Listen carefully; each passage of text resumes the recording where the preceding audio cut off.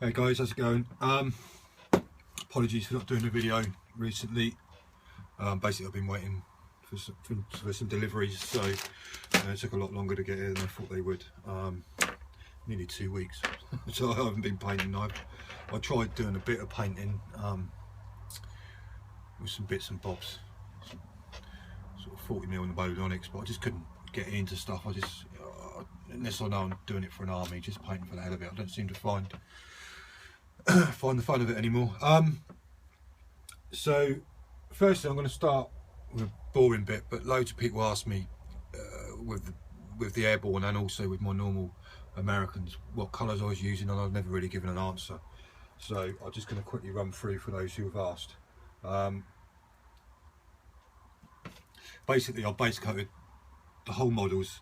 I just give them a brown wash, then went back in with a base coat and then a highlight. I only use 2 colours on each piece of uniform or equipment, and I didn't mix any colours, so it's quite a simple sort of scheme. So for the webbing on the paras, I use the Vallejo Iraq and Dark Sand. So those for the uniforms on the airborne, I use German Camo Beige base coat and Stone Grey as a highlight. For mortars or any American equipment, the patches on helmets on the airborne, I used US Dark Green as a base and US Army Tank Crew as a highlight. For the boots I used flat brown, then with a highlight of mahogany brown. And for the normal US Army uniform colour or jacket colour, I used the same German beige and stone grey as I did on the airborne, but for the trousers I used English uniform as a base and then just used US field drab as a highlight. And the webbing on the normal soldiers, I used pastel green as a base and then used deck tan as a highlight. So anyone who wants to know, that's the colours I used. So it's quite, I kept it simple, didn't mix any colours, and I only used 2 colours for each.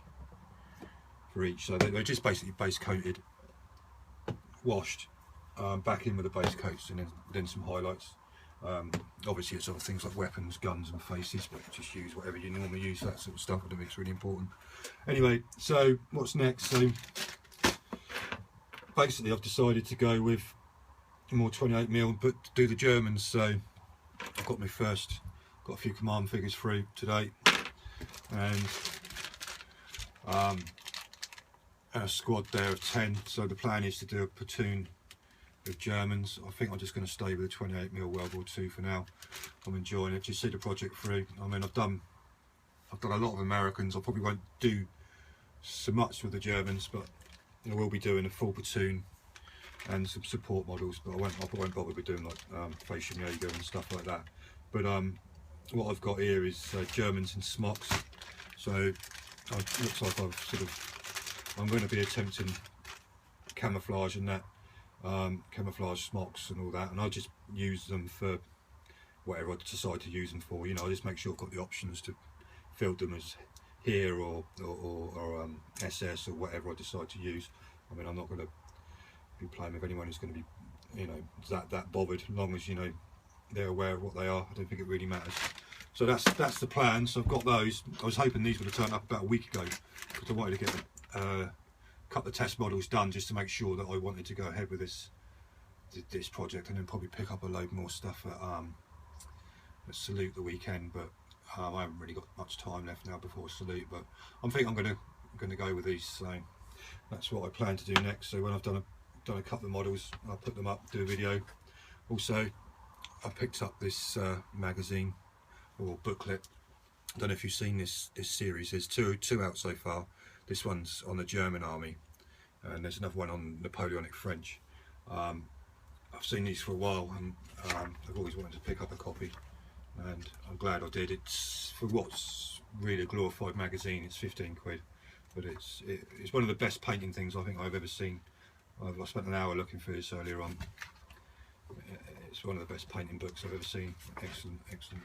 I mean, it's, you know, all your normal step by steps, but you get to the back of the book and I've got 36 pages of different German models and all the colours for different units and different parts of the war and officers.